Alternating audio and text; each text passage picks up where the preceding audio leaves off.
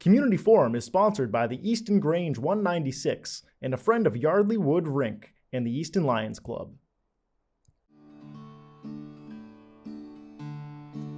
There's a storm across the valley, the clouds are rolling in. The afternoon is heavy on your shoulders. There's a truck out on the 4-lane, a mile or more away. The whining of his wheels just makes it colder. Welcome to Community Forum. Today is September 24th, 2024. The 24s have it.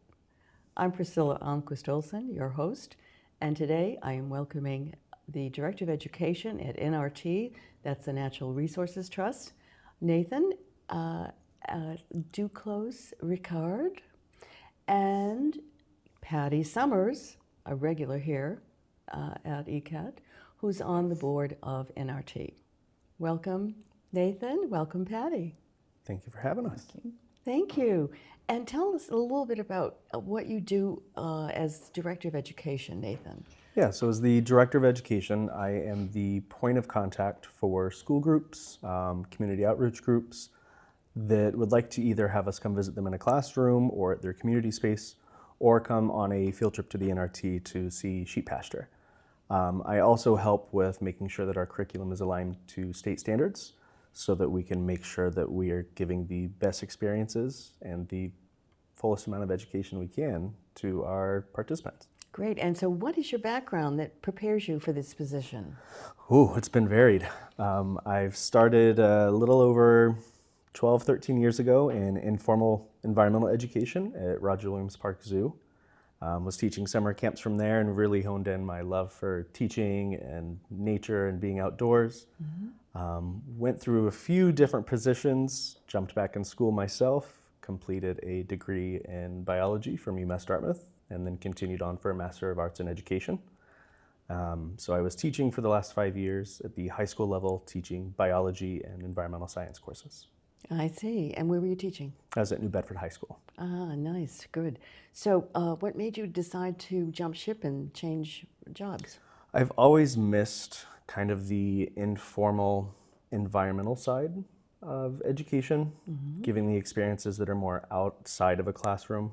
I loved being in the classroom. I miss my kiddos already, but I also missed kind of the free flow nature of environmental education, mm-hmm. where it's a lot more of place-based learning, outdoor, hands-on, experiencing nature in nature. Yeah, wow. So tell me some highlights where you're experiencing nature.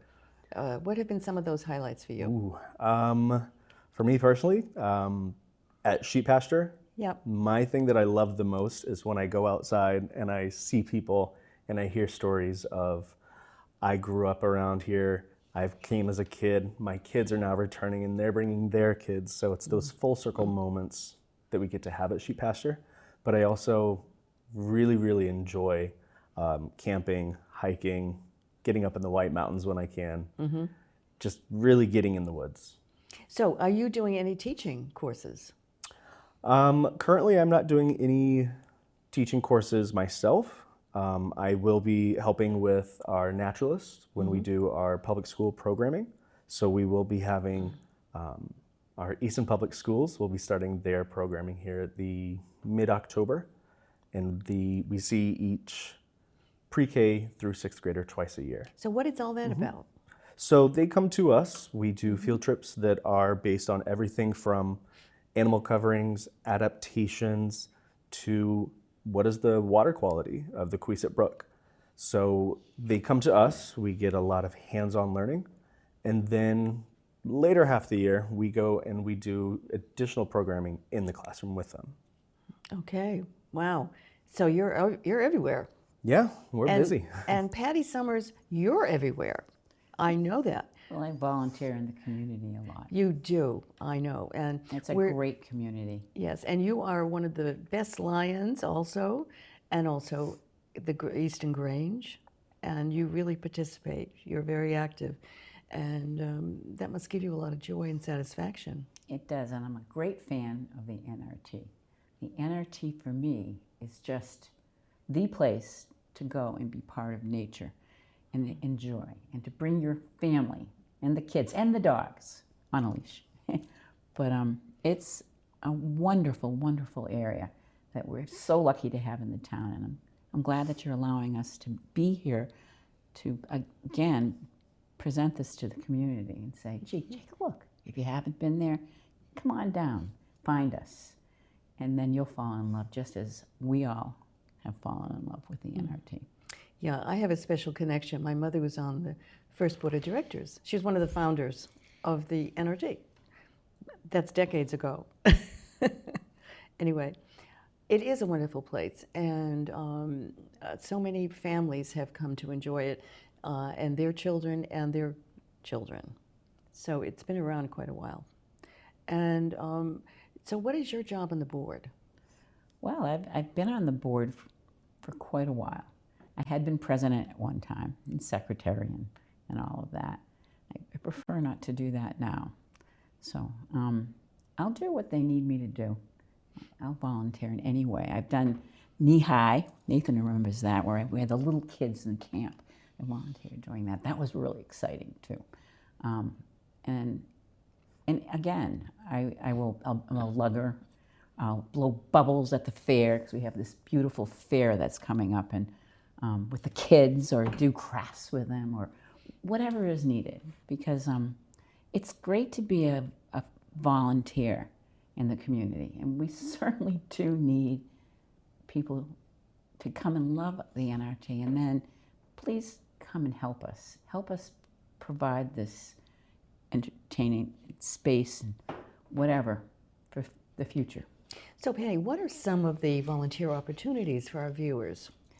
Well, the NRT fair is coming up in October 6th. It starts at 10, and if you can help us out, you can go to the website and sign up there, or just give us a call and we'll find a place for you. We need people at the doors collecting entrance fees. We need people helping out with the kids' crafts and setup, or even if you could help us do something with the gates or the parking, just making sure that we have a safe area, people coming in and out. And it's a lot of fun. And when you join as a volunteer, you meet so many wonderful other people in your life. You expand your life, because people who volunteer are good people. And yeah, I imagine there have been a lot of friendships that have been formed. oh yes, wonderful friendships. So, but then there are opportunities for volunteers throughout the year. Yes, and I'm sure Nathan would be very happy to hear from anybody that would want to come and help. Okay, so educationally there are opportunities, right? So we have opportunities with some of the public events that we put on. We have the Harvest Fair. We have the Spooktacular coming up on October 26th. That is a just celebration of more of the fun, spooky season. Think of it as like a pared down Halloween feel of just get together, decorate some pumpkins, have some s'mores, a good time to relax and enjoy the fall season. We have our farm. Excuse me, who was open to that? I mean, who was invited? That is open to all ages. All Everyone. ages. Okay, get ready for s'mores, right? Oh, delicious. And the kids come dressed in costumes. Yes. And they go around. Oh my gosh, it's just a fun. real fun time. Yes, we have volunteers for that. We'll have our farm festival in the spring. You do the night walks. The night hikes, yep. So those are some public programs that we run. So you can come to the NRT after dark to do some owl prowls. We've had some stargazing nights when the weather cooperates. But in terms of volunteering, always check out the website, nrtofeaston.org, and we will always put out a call for volunteers if we have an event coming up or a special project we're looking for help on. Best spot to check in is the website. We do have a spring festival too. And again, it's NRT of Easton nrt.org. Yeah, I was just going to ask you to repeat that. NRT.Easton.org. And we'll put that up on the screen at the end of this interview so everybody can see it. So let's talk a little bit about the Harvest Fair, because that's coming up shortly on October 6th, a Sunday. Tell us, it starts at 10 o'clock and it goes until? Goes until 2 o'clock. 2 o'clock. So you got 4 hours to run around and buy things from vendors who are mostly craftspeople, right? Mm-hmm. Yeah, we have a good mix. We have over 30 crafters this year, over 20 nonprofits that will be there to showcase their nonprofit world. We will have food trucks. We have our NRT food booth, which will have your hot dogs, your ciders, your coffees, your pie. We have a large amount of just really great community members. They're going to be on grounds that day from, like we said, from 10 until 2. Mm-hmm. It is $5 per person, with children under 5 are free. Mm-hmm. So the whole family is welcome. Yeah, and ECAT's going to be there too. You are. Yeah. So bring your family, because the kids can touch trucks. They have a truck and tractor station. They can paint pumpkins. There's free face painting. There's music. We have wonderful music. Yep. It's a real great sense of community, and people are milling around and just enjoying. Oh, talk about the storyteller. Yeah, so we have Big Joe the Storyteller coming again. We'll have 3 different show tell us about Joe. What's all that about? So Joe is a storyteller who is based more in the kids' world and builds these amazing just kind of mindscapes that the kids can just sit there and just join in and get pulled into this fantastic world. Mm-hmm. He'll be doing 3 different shows throughout the day, located up near, right across from where the sheep are. Mm-hmm. That's going to be our kids' carnival area. So there's going to be games, the face painting, pumpkin decorating. They do projects like they plant seeds, or they create something to take home, dream catchers, or something like that. So it's wonderful. So grandmothers out there, encourage your children to bring your grandkids, and you tag along. And watch them watch the storyteller. Yes. That's fascinating. And just think of how many great photos you can be taking. They do have a photo person in, don't they? Yeah, we do. So we have Spotted Photography. We'll be hosting a photo booth for families that you can come have a free picture taken. They are kind enough to offer their services to the NRT, so that you'll be able to get a picture once things are processed, and you'll be able to keep that little moment in history from the Harvest Fair. That's wonderful. Yeah. That's great, and it's free. It's free. A free photo. Wow. And the admission's only $5. Admission is $5. Yeah. Yep. And so that when you think about that, that's to help provide continued services, right? I mean, NRT needs it. Now, NRT does apply for grants, right? We do. Yep. We apply through the Mass Cultural Council and then the local cultural councils as well. They are a big supporter of the music that we host at the fair. We're at that part of the year where we're looking ahead towards next year's and looking at grants as well to help continue the Harvest Fair and make it the amazing event it is. That's great. Patty. Oh. Where did that come from?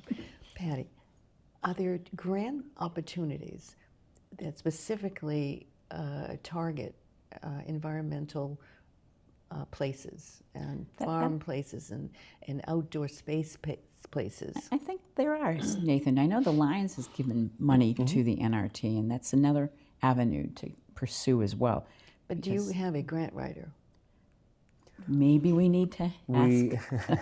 That's a good question. We currently do smaller grants in-house at the NRT, and then for larger grants, that's where we'll reach out for a little bit more help. Those are your larger operational grants that are usually a little bit more money. Right, and do you have somebody that can do that? It is in the works. In the works, okay. So there's a volunteer opportunity. So any of you grant writers out there, pay attention. NRT needs you. And I can put a plug in for ECAT. We need a grant writer too, because it's important to continue the services that engage the community, inform the community, educate the community, like NRT and ECAT. So, so what do you see, Patty, for the future? The future of the NRT? Yes. Do you see it just rolling along the way it is? Because it is very exciting. Well, we have some new things coming in by the end of October, and new situations, and we can't really divulge too much of that right now. Okay. But it's very hopeful that the NRT will get some fresh blood and or different situations that will, and I think Nathan's bringing all kinds of wonderful ideas. We were talking about some of them. Do you encourage residents to make suggestions? Do you have a suggestion box? We do. So right outside our office door, we have a little mail-in box that you can just drop a note right in there. Or you can email us Yep. at info@nrtofeaston.org. Right. So suggestions for programming and so forth. I'm sure there are a lot of people out there who think of certain things that maybe NRT people haven't thought of. I mean, we really need to reach out to all of you viewers. Be active. Maybe you can't physically volunteer, but maybe you can provide suggestions, which would be very helpful. And refer people. That's always great too. So that box by the administration building, that's that red building, right? Yep. Yep. Put a note in there with a suggestion. Or as Patty says, info@nrtofeaston.org. So, what is your favorite, what is your most meaningful that you feel, Nathan, project that you're doing that reaches kids in a very deep and emotional, meaningful way? Yeah, so we're, like I said, we're getting ready to begin our field trip programs to NRT. And I think just giving students the experience to be outside at a place that's right here in Easton that some of them have never even been to. So giving them that hands-on experience of being outdoors. A lot of times we find kids these days, I'm guilty of it as well, of sitting on the couch on my phone, but kind of disconnecting, turning that phone off, getting outside, seeing the birds, seeing the animals, seeing the leaves change coming up, just having an experience outside that is out of the norm, but is actually very beneficial. That's one of my favorite things to help people experience. Well, so, and what grades are those? So we teach everything from pre-K up through high school, and then we do offer public programming as well that is open to adults. Mm-hmm. You have high summer school camps kids? too. Yeah. Oh, and the camps. What about the camps? Yeah, so we have our Sheep Pasture Nature Camp that goes from ages 6 through 15. We have Leadership Youth, which are the older campers who kind of help out and start to take on more of a leadership role. So it's a little bit of, yes, we're gonna have fun, but we're also gonna make an impact while we're here. Mm-hmm. So those camps are based outdoors as much as possible, doing different activities, crafts, games, just running around having some fun while exploring nature at the same time. So doing the field trips to NRT from the schools, you must mention those camps and must encourage them to think about it, right? Yeah, we see many of our campers in our school programs and vice versa. Mm-hmm. So it's always fun to see, a student that we haven't seen in a couple months, and we're like, hey, how's your fall been? It's good to kind of reconnect and see those kids again. And if you become a member of the NRT, you get a discount on the camp. I see. So we would encourage people to consider becoming a member. Yeah, now what's the membership cost? Is it $20? I'm not sure right now. I'll have to I check don't the remember off the website. top of my head. It's under consideration for an increase, right? But they can, if you go to nrtofeaston.org, there's a membership tab that you can go on and apply to be a member. Great. Yeah, it's And there's important. different levels of membership too. Yeah, it's important to be a member. Very important. So some of those kids from the field trips, maybe, as you mentioned earlier, it's their first exposure to the NRT. And I imagine they go home and they talk to their parents and their grandparents and say, hey, let's go see the sheep. And Or the let's hawks, go see the pollywogs, the snakes. Oh, it's just incredible there. Do you still have the peacocks? No we peacocks. don't. But we have wonderful goats and sheep and chickens, geese. Do you have a cow? We did have Simba. We We did. lost Simba was great. We're looking into the future for opportunities Uh-huh. to bring back some. Oh, Simba was like a big dog. Uh-huh. Oh my gosh, what a wonderful animal. Yeah, yeah. So, and what kind of interaction do the children have with the animals? Are they able to feed some of them? So we do a farm program that's usually based around kindergarten, first grade, that lets them learn a little bit more about what it's like to care for an animal, what the animal needs from us, what we can get in return, and then they get to go meet the chickens, and they go up and they see the sheep, and they even get to take some of the wool from our sheep that we've cleaned, and they learn how to card the wool, and then they braid it together and they make a little wool bracelet that they get to take with Really? them. Yeah. So it's very hands-on. They always say that their hands are stinky and slimy, and we're like, yeah, that's a sheep. That's what they do. It's always fun. Yeah. Yeah. And now, how many sheep do you have? We have 4. Okay. So we have 2 Jacob sheep, and then we have 2 Cheviots. Are they all males or all females? We have 2 females and 2 males. Oh, that's nice. Yeah. They are all kind of getting up there in their years, but they are still, spry, running around. So there's love- no breeding opportunities because they're too old. Not currently. Okay. Yeah, but they do love when they get right up next to the fence, give them a little scratch right there in the middle of the forehead. And they are happy.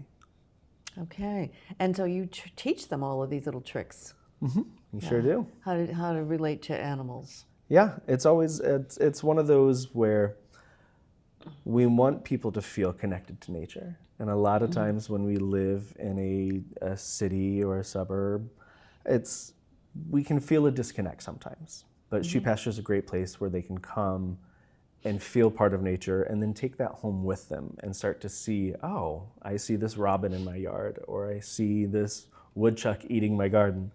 But it's a way that they can start to see nature all throughout where they are. So what are you planning for Halloween? Ooh, so Halloween, we have our Spooktacular. What does that involve? So that is going to be held on October 26th. It's going to be at sheep pasture, right generally in the area with the chicken coops. We're going to have a fire pit with s'mores. We'll have hot cider. Like Patty said, kids will come in costumes, and it's more of just a fun, come together, relax, have a little bit of that spooky season feel to it. But it is during the day, so we don't have to worry about no one's going to jump out and scare or anything like that. This one's more of a very relaxed, let's just have fun enjoying each other's company.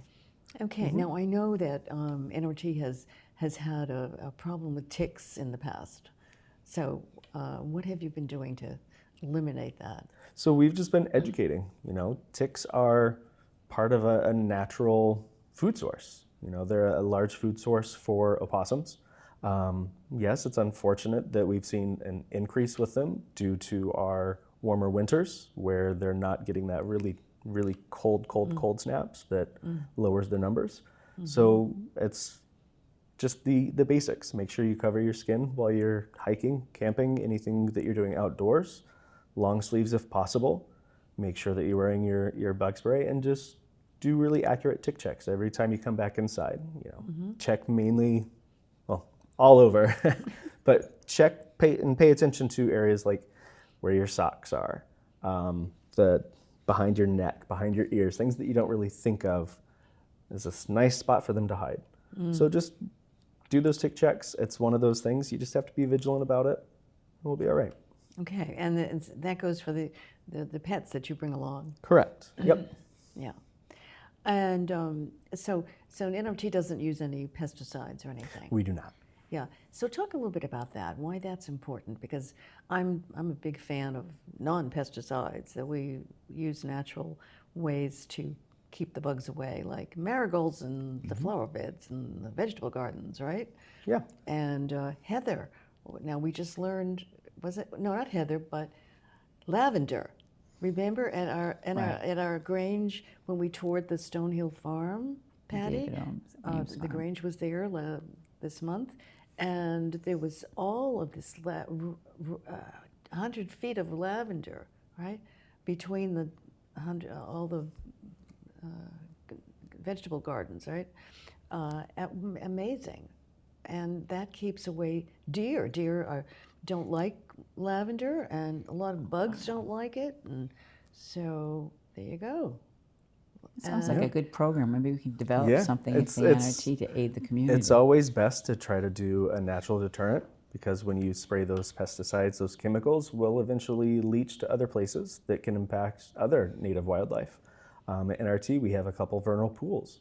So we want to try to make sure that we keep our area as clean as possible, so that when we do get rains or we get runoff, that it does not continue on to other parts of the ecosystem and impact any of our amphibian wildlife or other organisms that are going to eat that wildlife. Or get into the, the water system. I mean, but tell me a little bit about your education to that point. Do you do any educating about trying to be more natural than using chemicals? We don't have any program that is built for more of like green gardening. We do have some resources on our website that go through some of those good like tips and tricks and how to be a little bit more green. But we always try to stick to the basics of carry in, carry out, make sure you take any trash with you, recycle as much as possible, and try to get things that are reusable. That way we're not even having to recycle as much. That if we can reuse it and keep using it over and over, that's the best thing for the environment. And we do have community gardens. The NRT, you can rent a plot and have your own garden during the summer. And there's communities of people that go there that spend dinner time together. Or it's a nice kind of situation. And I know there are people that rent the gardens year after year and become a family of gardeners. Now, you mentioned the vernal pools, Nathan. So do you have a program, educational program around the vernal pools when you hear those, are they peepers? Spring peepers, yeah. In March. The peepers. So we do have programs that go through and look at the different habitats found throughout the NRT, whether it's a field, the forest, a wetland, the stream. So we go through and we can actually, with one of our programs, we test that water quality. We look and we can decide, is it healthy or not, depending on how the wildlife is using it, what wildlife is found in it or around it. And then with vernal pools, it's a good way that we can educate about the importance of keeping our areas clean and keeping some of that natural, wetland when possible, because it is a great home and a great space for tadpoles to hatch, insect larvae. There's a whole little mini ecosystem in just a vernal pool. Right. And we have vernal pools throughout Easton. They're not just in NRT, but they're quite a few places. And Kyla Bennett, who is a biologist and an environmental lawyer, she has conducted many informational hikes to vernal pools, and she's incredible, has so much knowledge and information, and stressed how important it is. I read the Conservation Commission's minutes and see that some people have tried to fill in vernal pools, which is a really big no-no. You can get in real big trouble, so don't do that. But people have to restore the vernal pool when that happens. So I'm so happy we have the commission that can monitor that. So, okay, well, we're running out of time. Harvest Fair, October 6th, 10 to 2.